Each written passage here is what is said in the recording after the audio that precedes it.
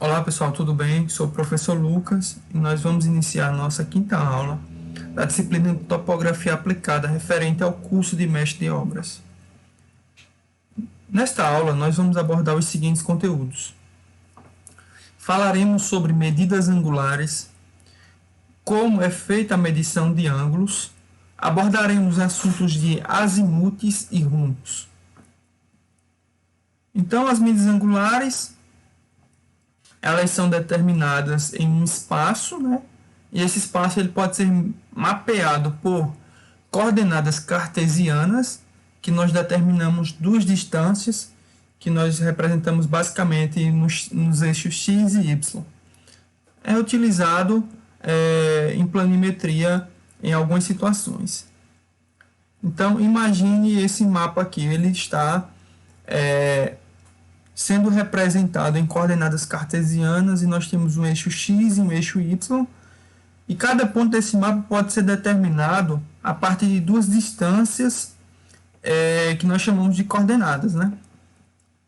Nós temos também as coordenadas polares. Elas são determinadas através da obtenção de um ângulo e uma distância, que é a que basicamente utilizamos em topografia. Então, quando vamos fazer um levantamento topográfico, nós determinamos uma distância e um ângulo existente entre dois alinhamentos, por exemplo. E isso é suficiente para que nós possamos representar a poligonal completa em um desenho. As coordenadas cartesianas, elas exigem medição na perpendicular. Então, essa é a maior dificuldade, né? Você fazer com que os alinhamentos que serão utilizados para fazer as medições estejam na perpendicular. E, dessa forma, acaba proporcionando uma maior propagação de erros em medidas sequenciais. Dessa forma, opta-se na topografia pelas coordenadas polares, que tem como desvantagem o fato de ter que utilizar um equipamento caro para que a medida seja precisa. Então, nas medidas angulares, nós determinamos ângulos horizontais, que nós já falamos sobre eles em uma aula passada, e precisamos determinar também os ângulos verticais. Mas fazendo um resumo a respeito dos ângulos, os horizontais eles podem ser interno ou externo à poligonal. Nós vamos entender daqui a pouco. Esses ângulos podem ser de azimute, rumo ou de deflexão. E vamos definir cada um desses termos. O que é azimute, como eu determino, o que é rumo, qual o processo para determinar e o que é deflexão.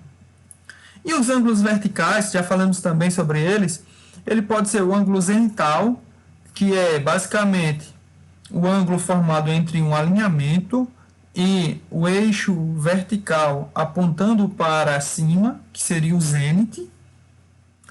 E nós temos também o ângulo de inclinação de luneta, que ele pode ser positivo ou negativo, dependendo se nós estamos fazendo uma medição ascendente ou descendente. E temos o ângulo nadiral, que é formado pelo ângulo entre o alinhamento que nós estamos aferindo e o alinhamento vertical apontado para baixo, que nós chamamos de nadir, por isso que é ângulo nadiral. Alguns equipamentos que nós basicamente utilizamos em topografia, o mais comum é o teodolito, a estação total, que é preferida por conta da praticidade, no entanto é um equipamento mais caro.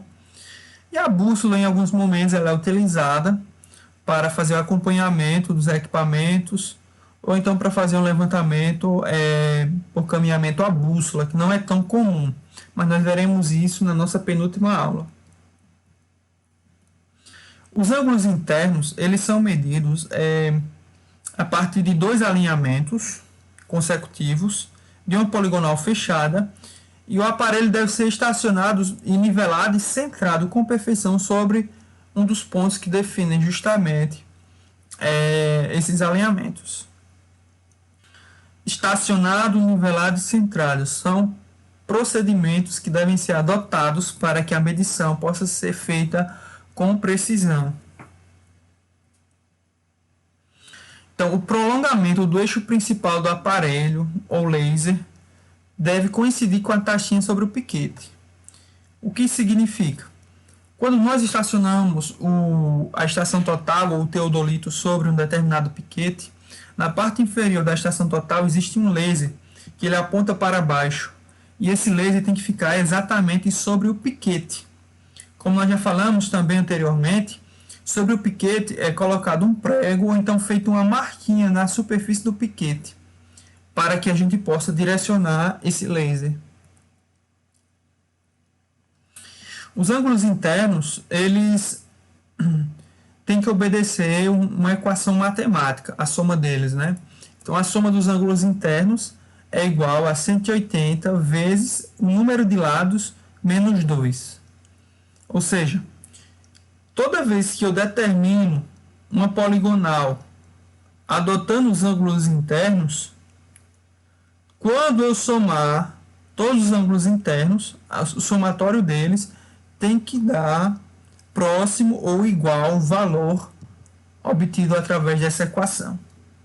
Então é a partir dessa equação que nós conseguimos determinar se o levantamento foi feito com uma boa precisão, com a média precisão ou com a baixa precisão. Lembrando que n na fórmula representa o número de lados ou de estações da poligonal que eu estou fazendo o levantamento. A leitura do ângulo deve ser feita da avante para ré. Ou seja, inicialmente eu aponto para avante e depois para ré, se o meu levantamento for feito no sentido anti-horário, ou horário, perdão. Os ângulos externos, eles devem também obedecer uma equação matemática, o somatório deles. Lembrando que o somatório dos ângulos externos é igual a 180 vezes n mais 2, onde n também é o número de lados, o número de pontos ou o número de vértices. Então a leitura deve ser feita de ré para avante, que aí eu obtenho o ângulo oposto ao ângulo interno. A deflexão é o ângulo formado pelo prolongamento do alinhamento anterior do caminhamento e o novo alinhamento. Pode parecer um pouco complexo, mas se a gente observar a figura a gente consegue entender. Então imagine, entre os pontos 2 e 3 eu tenho um alinhamento. E entre os pontos 3 e 4, eu também tenho outro alinhamento da minha poligonal. Quando eu faço o prolongamento, que é essa linha tracejada, o prolongamento do alinhamento 2, 3, então o ângulo formado entre esse prolongamento e o meu alinhamento subsequente é justamente o ângulo de deflexão. E ele pode ser à direita ou pode ser à esquerda, vai depender para que lado o alinhamento posterior está sendo direcionado. Então, conforme a direção do novo alinhamento, nós podemos ter ou a deflexão à direita ou a deflexão à esquerda, e ela vai variar sempre entre 0 e 180 graus. Azimuts é um conceito extremamente importante em topografia. Nós utilizamos azimuts para nos orientarmos em relação ao norte e ao sul, porque nós determinamos os alinhamentos inicialmente sem observar se aquele alinhamento está apontado para o norte, para o sul, para o leste, para o oeste. No entanto, após nós finalizarmos o levantamento topográfico, nós precisamos nos referenciar aqueles alinhamentos em relação ao norte e sul magnético, para que qualquer pessoa possa, ao pegar aquela planta topográfica, identificar qual é a posição daquele terreno, daquele levantamento em relação à superfície terrestre. Então, o que seria o azimuth? O azimuth é o ângulo contado a partir do norte do meridiano, no sentido horário, que nós chamamos de azimuth à direita, e é o que é mais utilizado. Também poderia ser no sentido anti-horário, que seria o azimuth à esquerda, mas ele não é utilizado na topografia corriqueiramente. O azimuth sempre vai variar entre 0 e 360 graus, entre um meridiano e um alinhamento. Então, vamos observar a figura abaixo. Então, observe esse primeiro alinhamento. Então, nós desenhamos sobre o vértice desse alinhamento os eixos norte, sul, leste e oeste. E dessa forma, o ângulo formado entre o eixo norte e o alinhamento nós chamamos de azimuth. E isso nós determinamos. Se nós tivermos o azimuth de um alinhamento qualquer, nós conseguiríamos determinar os demais azimuths. Então, o azimuth ele pode ser verdadeiro ou magnético, conforme o meridiano adotado. Por que essa observação? Porque nós sabemos que a bússola ela aponta para o norte magnético, que difere do norte geográfico. E dessa forma nós podemos nos basearmos tanto para o norte magnético quanto para o norte geográfico. Lembrando que a deflexão entre o norte magnético e o norte geográfico a gente consegue obter na literatura facilmente para fazer essa correlação ou correção. Então, o azimuth geográfico verdadeiro ele vai ser definido como um ângulo horizontal que a direção de um alinhamento faz com o meridiano geográfico. E esse ângulo pode ser determinado através de métodos astronômicos ou então utilizando receptores de GPS de precisão. Já o norte magnético, ele é o ângulo horizontal que a direção de um alinhamento faz com o meridiano magnético. E aí nós podemos utilizar uma bússola para determiná-lo. Então vamos observar nesta figura como é feita a determinação de azimuth. Então imagine essa figura, ela possui 4 alinhamentos, o alinhamento 01, 02, 03 e 04. Cada um desses alinhamentos está em um quadrante. Então o alinhamento 01 está no primeiro quadrante. E dessa forma, no primeiro quadrante, o azimuth vai ser determinado entre o ângulo entre o norte e o alinhamento. O azimuth do alinhamento 02, da mesma forma, o ângulo entre o norte e o alinhamento. O azimuth do alinhamento 03, o ângulo entre o norte e o alinhamento 03. O azimuth entre o alinhamento 04 vai ser o ângulo entre o norte e o alinhamento 04. Dessa forma, perceba que o ângulo sempre vai ser à direita e sempre partindo do norte até o alinhamento.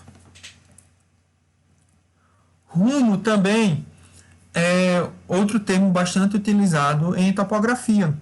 E ele é o menor ângulo que um alinhamento faz com o meridiano. Ou seja, a diferença do rumo para o azimuth é que o rumo ele pode partir tanto do norte quanto do sul.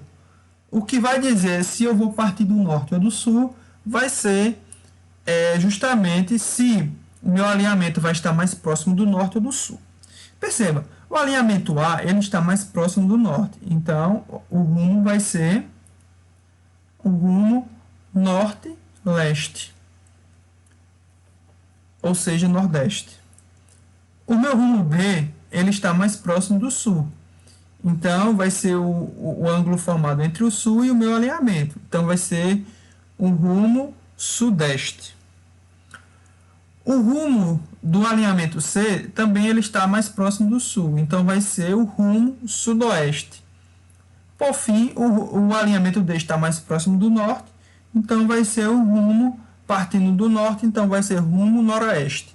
Dessa forma, nós conseguiremos determinar os rumos de qualquer alinhamento. Então, os rumos são encontrados a partir do norte ou do sul. Pode ser horário ou anti-horário. Dessa forma, ambos são utilizados na topografia, dependendo do quadrante em que eles se encontram. Lembrando que o rumo ele varia de 0 a 90 graus, diferente do azimuth, que é de 0 a 360. O rumo ele também pode ser verdadeiro ou magnético. Vai depender de qual eixo nós estamos utilizando, se vai ser o norte magnético ou verdadeiro. Então, nós já vimos como é feita a determinação dos rumos. Então, percebam que os alinhamentos, cada alinhamento ele pode ter um rumo, ou nós conseguimos determinar os rumos de qualquer alinhamento. Então, imagine esse alinhamento AB, ele possui um rumo partindo do norte, porque está mais próximo do eixo norte. No entanto, esse alinhamento BC está mais próximo do sul, dessa forma o rumo eu determino partindo do sul, e assim sucessivamente.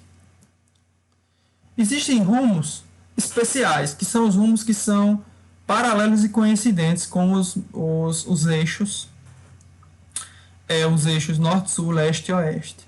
E aí, dessa forma, eles são representados apenas utilizando um desses alinhamentos. Por exemplo, esse rumo apresentado nessa primeira figura é o rumo 0 graus sul. Em vez de ser sudeste ou sudoeste, é só sul. Então, essa mesma exemplificação serve para os demais.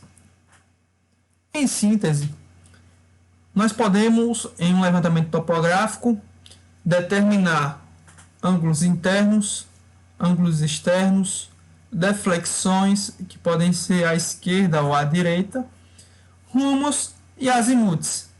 Rumos partindo do norte e do sul, azimutes que sempre partirá do norte, e esses conceitos são bastante importantes em topografia. Então essas são as referências usadas para elaborar essa aula e até a próxima.